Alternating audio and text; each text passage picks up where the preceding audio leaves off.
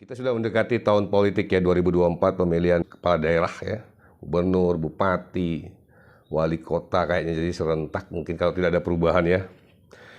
Dan tensinya juga semakin panas kayaknya.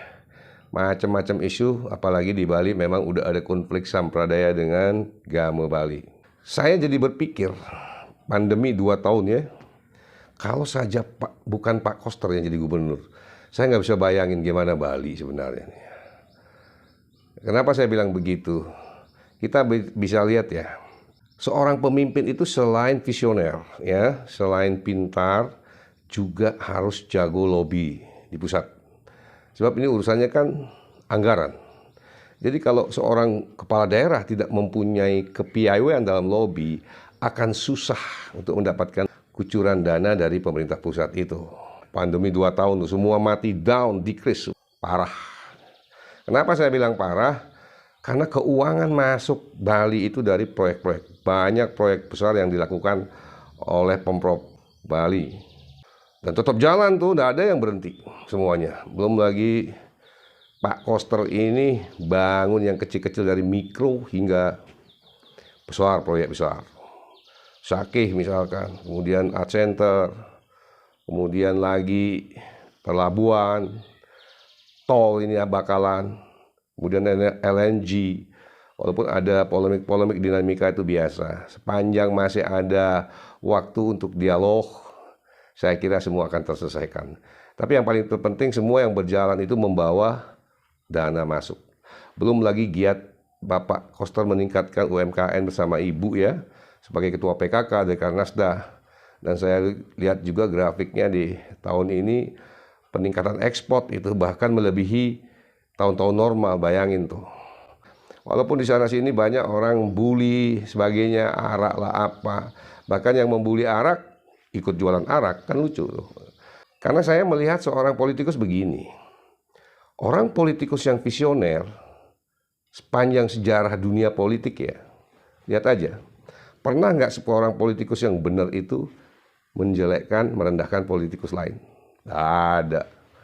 Nggak ada waktu, karena pikirannya kerja. Jadi nggak ada waktu untuk merendahkan orang lain.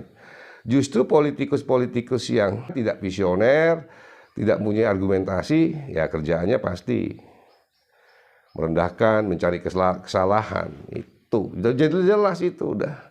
Lihat aja di Indonesia deh. Pak Jokowi pernah nggak merendahkan orang lain, politikus lain? Nggak pernah. Ridwan Kamil misalkan, nggak pernah. Ahok apalagi nggak pernah. Bantah iya. Tapi kalau menjelekkan kepada, nggak ada waktu. Begitu juga Pak Koster. Nggak pernah. Dibully apa, diem aja, tetap keep going, jalan. Sehingga seolah-olah ini Pak Koster orangnya kaku gitu ya. Padahal enak dia jadi diskusi. Orang saya juga pernah sering diskusi kok sama beliau itu. Bantah-bantahan juga. Nah ini yang nggak dipahami masyarakat. Karena kalau tahu Pak Koster, dia betul-betul bangun Bali. Benar-benar Bali. Orang bisa saja protes, ngapain A, B, C, D. Lihat aja nanti. Semua sudah diperhitungkan. Jadi tidak mungkinlah seorang Pak Koster akan menghancurkan Bali. Nggak mungkin. Kenapa saya bilang nggak mungkin? Karena beliau berjuang pertama dari adat tradisi budaya Bali. Karena itu kuncinya tuh. Itu yang kita punya. Walaupun nanti ke depannya kita tidak harus tergantung dengan pariwisata. Harus sektor lain nih. Misalkan pengembangan perusahaan daerah gitu, Pusda gitu. PLTG ini kita harus punya nih. Makanya ada LNG itu. Dan orang-orangnya nanti akan diisi, manajerialnya tentu orang Bali. Investornya pun juga harus Bali. Tentu melalui Kadin dan apa ya mungkin ya. Sehingga kan orang Bali nih gitu. Bukan rasis, tapi saatnya kita berkembang untuk Bali dan diisi oleh orang Bali. Contoh sederhana saja arak ya. Orang bully aja boleh, tapi kan mereka yang bully nggak tahu bagaimana dulu petani arak dikejar-kejar Intel. Berapa sih batinya? Sekarang bebas. Orang berinovasi, anak muda berinovasi buat koktail. Bahkan tamu-tamu internasional itu diajak minum arak, nah itu lalu dihembuskan, diajak punya, diajak ini. Orangnya cupit banget pikirannya. Jadi bangun Bali, kalau arak laku siapa yang untung? Orang Bali. kopi juga orang Bali. Bahkan waktu periode 3 kali jadi DPR itu saya dengar banyak membantu Bali dalam bidang pendidikan dan budaya tuh. Tentang peningkatan pendidikan di Bali, sekolah-sekolah banyak dibantu tuh waktu itu. Kemarin kan masalah SMA Bali Mandara misalkan. Nah ini kan cuma perbedaan perspektif dari keadilan aja tentang kemiskinan, humanity, kemanusiaan. Nah itu sulit itu. Semua orang punya pandangan berbeda-beda, sah-sah saja gitu. Asal jangan fitnah, itu aja. Kemudian kemarin juga konflik jalan tol ya, ada beberapa segelintir orang bisnisnya semuanya setuju. Coba lihat deh, lagi baru ini nih, macet lagi. Truk mengangkut apa gede itu jatuh. Macet total. Belum lagi keseharian, coba lewat Tabanan Singaraja, macet nggak? Lagi bulan-bulan lama itu, high season nanti tuh, Juni. Sekarang kan lagi masa pandemi susah. Agak renggang dia. Ini memang butuh jalan tol. Dan jalan tol udah udah diperhitungkan semua. Bahkan para investor ini boleh dikatakan nekat bangun jalan tol mau terima tender itu. Karena harus banyak biaya, banyak kos yang harus dikeluarkan untuk menghindari pura.